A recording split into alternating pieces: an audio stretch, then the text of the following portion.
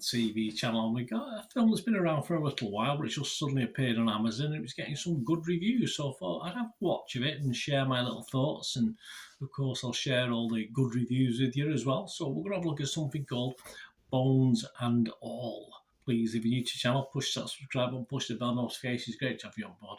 Everything film and TV, of course. It's not just my opinions. I give views of other people as well. So if you like Bones and All, or you like what I've tried to do, please give us a thumbs up. It'd be great to get a like. Trying to get to 10 likes. It's not a massive total. You can help me towards that target.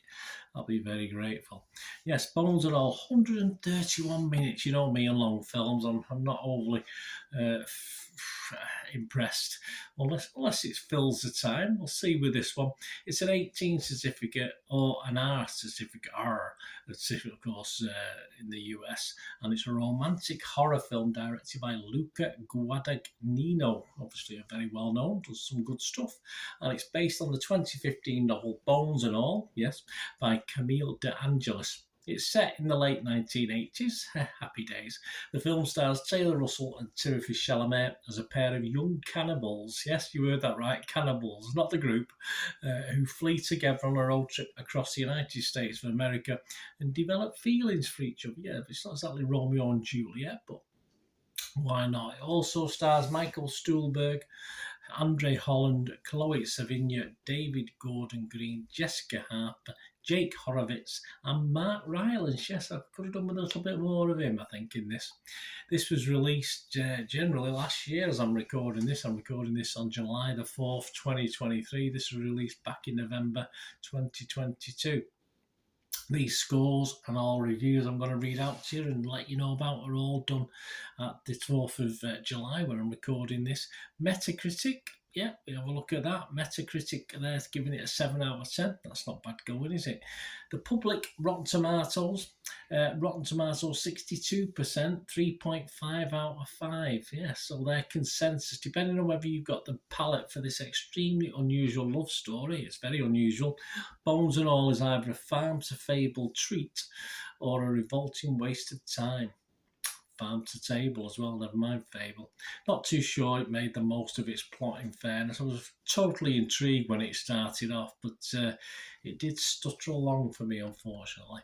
Internet Movie Database, 6.8 out of 10. So, hey, that's not bad. 44,000 scores and reviews.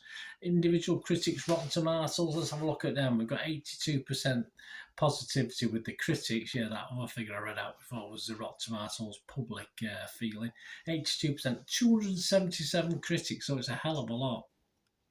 And they're all positive. 7.4 out of 10 average. The consensus, although its subject matter may be hard to stomach, Bones and All proves a deeply romantic and thought-provoking treat. Not particularly. 226 fresh, 51 rotten. Larushka Ivanzadeh, there's a great name, from the Metro here in the UK, didn't like it. She said it was dreamily shot. It's also achingly hip. It hurts. But after 2 hours and 10 minutes of slow burning meandering, I was hungry for more meat on those bones. I would have to agree. I'm sorry, I'm down on that side of it. But a lot more positivity, of course. Clarice Luffrey from The Independent here in the UK, she was fresh. She said, with Bones and All, Guadagnino has pulled sweet tragedy out of marred and bloody flesh. He certainly did.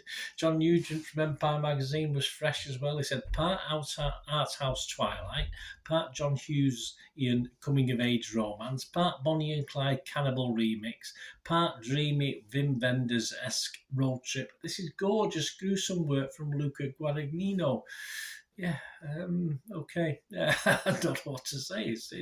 It's nicely shot. Yeah, I'll go along with that one.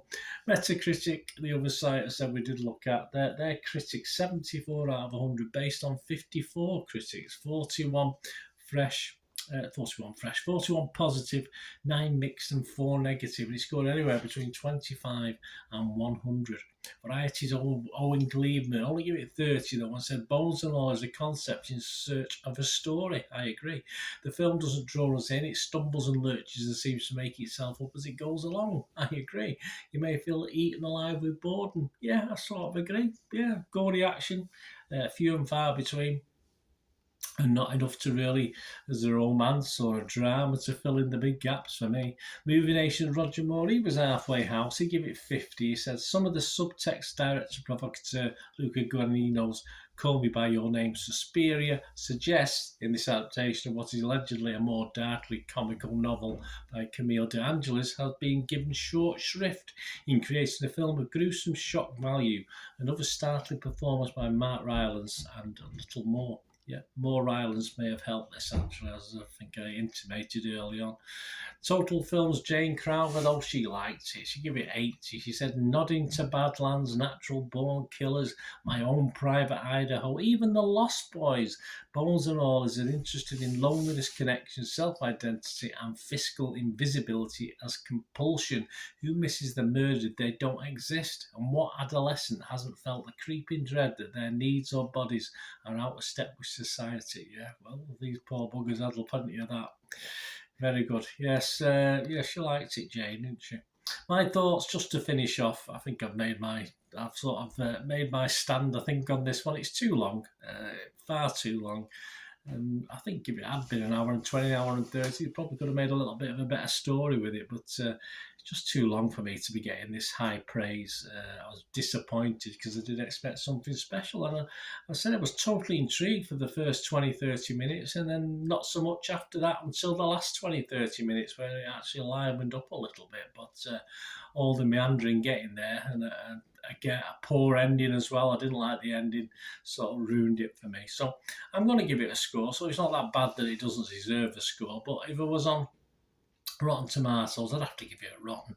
On Metacritic, I'd have to give it a mixed review. And if I'm going to give it a score out of 10 for Internet Movie Database, I'm going to score this 5.5 out of 10. As I say, it had 20, 30 minutes at either end of the film. It's just the middle bit I didn't like too much. So we get about 50 minutes interesting stuff. But I think given the story, given the plot, I think it could have been done so much better and still all right, still satisfied the art critics, which it seems to be. But I think it could have been a lot better, so I'll give it a 5.5 out of 10. Anyway, it's all opinions, guys. Let me know what your opinion is. I mean, you might love it, you might hate it, you might be in between, a bit like I am, a bit like Roger Moore is, of course, from Movie Nation. So let me know your thoughts. It wouldn't be right for us all to have the same opinions, would it? So let me know what you think. It'd be great to hear from you on this film or anything else.